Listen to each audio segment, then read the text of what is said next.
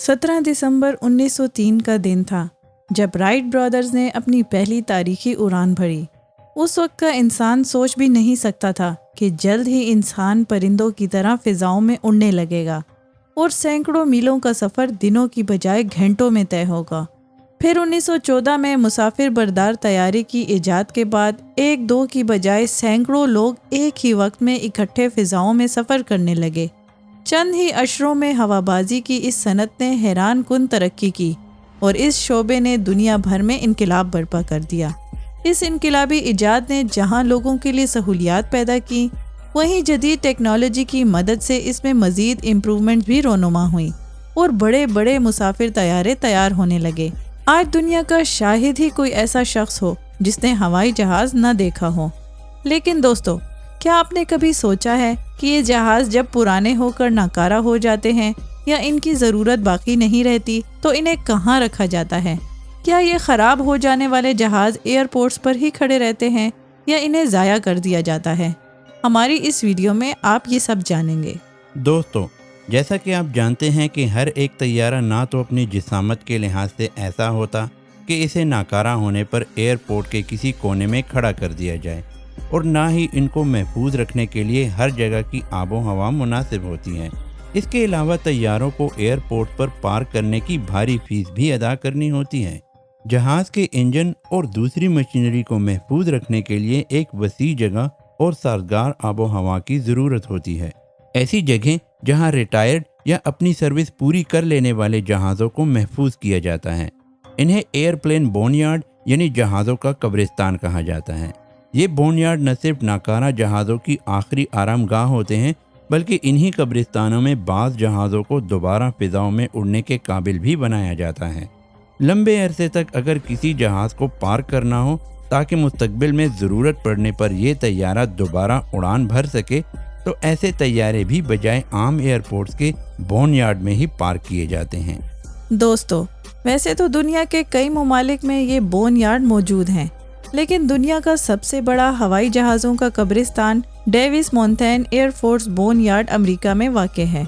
اس boneyard کو aerospace maintenance and regeneration group یعنی AMARG بھی کہا جاتا ہے۔ یہ بون یارڈ 2600 ایکڑ کے رقبے پر پھیلا ہوا ہے۔ اس میں تقریباً 4400 کے قریب جنگی، مسافر بردار، کارگو، ناسا کے تحقیقاتی طیارے اور مختلف پرائیویٹ طیارے پارک کیے گئے ہیں۔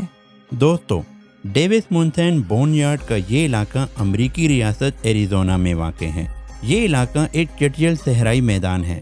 نہ صرف یہ بون یارڈ بلکہ اس جیسے تمام بون یارڈ ایسے ہی خشک میدانوں میں بنائے جاتے ہیں۔ دوستو، کیا آپ جانتے ہیں کہ ان قبرستانوں کے لیے ایسے علاقے کا انتخاب کیوں کیا جاتا ہے؟ جی دوستو، جیسا کہ ہم پہلے بتا چکے ہیں کہ انسانوں کی طرح مشینری کو بھی مناسب اور سازگار آب و ہوا کی ضرورت ہوتی ہے۔ اسی لیے یہ بون یارڈ بھی ایسی جگہ بنایا گیا ہے جہاں کی آب و ہوا انتہائی مناسب ہے۔ یہ علاقہ پتھریلی اور خشک چٹانی سطح زمین پر مشتمل ہے، جس کی وجہ سے انتہائی بھاری بھرکم طیارے بھی لمبے عرصے تک کھڑے رہنے کے باوجود زمین میں بالکل بھی نہیں دھستے، اور یہ جہاز کئی سالوں تک ویسے کے ویسے ہی کھڑے رہتے ہیں۔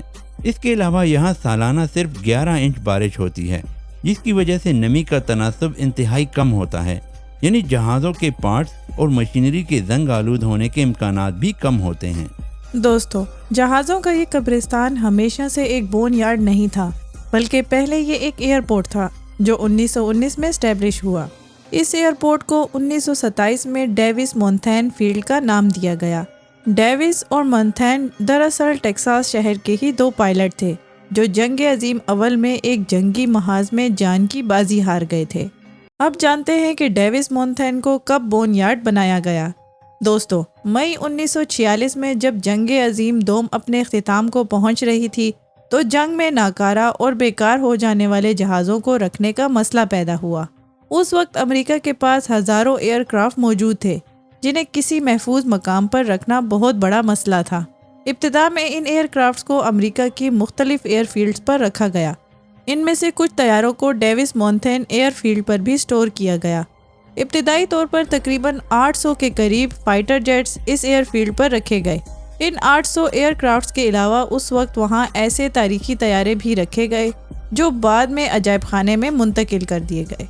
इन तारीखी तैयारों में अमरीकी सुदूर के इस्तेमाल में रहने वाले खुसूसी तैयारों के अलावा एनोला गे और बॉक्सकार जैसे तारीखी जंगी जेट भी शामिल थे। दोस्तों, एनोला गे वो जंगी तैयारा है जिसने हिरोशिमा पर पहला बम गिराया था, जबकि बॉक्सकार वो जंगी तैयारा है जिसने नागासाकी पर पहला बम गिराया था। इन दोनों जहाज़ों को बाद में अमरीकी एयरफोर्स के म्यूज़ियम में रख दिया गया, जहां ये दोनों तैयारे आज तक मौजूद हैं। दोस्तों, जंग अजीम दोम के बाद तकरीबन 20 साल तक डेविस मोंथर्न एयरपोर्ट को बाकायदा बोनयार्ड नहीं बनाया गया था और इसे एक एयरपोर्ट की हैसियत हासिल थी। सन 1965 में इसे military aircraft storage and disposition centre बना दिया गया, जहां एयरफोर्स के नाकारा और गैर ज़रूरी तैयारे शिफ्ट कर दिए गए। फिर 1970 में वियतनाम की जंग के बाद यहाँ तकरीबन 6000 मज़ीद तैयारे लाए गए और इसको बाकायदा aerospace maintenance and regeneration centre का नाम दे दिया गया। याद रहे कि इसको एमार्ट का नाम 2007 में दिया गया, लेकिन आज भी इसे डेविस मोंथर्न एयरफोर्स बेस के नाम से पुकारा जाता है। इस बोनयार्ड के हवाले से ये बात भी दिलचस्प है कि अमेरिका और रूस के दरमियान मुआहदे के तहत न्यूक्लियर ताकत से महरूम किए जाने वाले B-52 एयरक्राफ्ट्स को यहीं पर ही डी न्यूक्लियराइज्ड करके पार्क किया गया था। दोस्तों, B-52 दरअसल एक जंगी तैयारा है जो न्यूक्लियर वॉरहेड ले जाने की सलाहियत भी रखता है। उस वक्त अमेरिका और रूस के दरमियान जो मुआहदा हुआ, उसके तहत इन तैयारों का एक विंग अलहदा करके तैयारे के सामने रख दिया जाता और इसे रूसी हुकाम सैटेलाइट के जरिए देखकर इस बात की यकीन दहानी करते थे कि इन तैयारों को नाकारा कर दिया गया है। क्योंकि इस वक्त तकरीबन दुनिया के हर मुल्क में हवाई जहाज मौजूद हैं, इसलिए बहुत से ममालिक ने अपने बोनयार्ड बना रखे हैं। क्योंकि दुनिया में सबसे ज़्यादा जहाज़ अमेरिका के पास ही होते हैं, इसलिए सबसे ज़्यादा बोनयार्ड भी अमेरिका ही में वाक़ हैं। अमेरिका के अलावा बरतानिया, रूस, Australia, France, Kyrgyzstan, Netherlands, Spain और कनाडा में भी जहाज़ों के ये कब्रिस्तान अपनी सर्विसेज मुहैया कर रहे हैं। स्पेन का टेरुएल एयरपोर्ट यूरोप का सबसे बड़ा बोनयार्ड है। इस बोनयार्ड में एक वक्त में 250 तैयारे खड़े किए जा सकते हैं। तो दोस्तों, कैसी लगी आज की दिलचस्प वीडियो? हमें कमेंट करके ज़रूर बताएं। आज के लिए इतना ही दोस्तों। नेक्स्ट वीडियो तक के लिए अल्लाह हाफिज।